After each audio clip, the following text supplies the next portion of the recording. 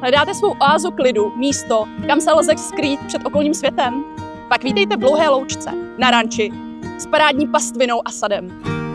V mírném svahu v klidné části obce Dlouhá Loučka se nachází stylový selský dvůr s domem vhodným také jako chalupa, který obklopuje zelená oáza, tvořená ovocnými stromy i vzrostlou hradbou jehličinami, poskytujících přirozené opevnění centrálního čtvercového pozemku. To vše pouhých 7 minut od Moravské Třebové nebo 20 minut do Svita. Uprostřed téměř hektarového pozemku stojí dům s 5 obytnými místnostmi, umístěnými v přízemí. Z nichž většina je situována na jih s výhledem do zahrady. Milovníci prostoru si přijdou na své. Dům je pod sklepem a disponuje rozsáhlou půdou využitelnou pro vestavbu.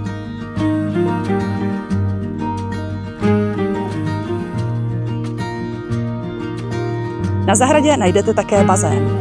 Zastřešeným průjezdem sloužícím jako kryté stání pro auta se dostanete k dalším pozemkům i obrovské samostatné garáže s potenciálem přestavby na další rodinný dům. Milujete příjemné letní večery, ty okamžiky, kdy s rodinou či přáteli trávíte společné chvíle pohledem do ohně? Připravujete lahůdky z grilu nebo si užíváte posezení s kytarou? Těmto účelům slouží tento prostorný krytý přístřešek.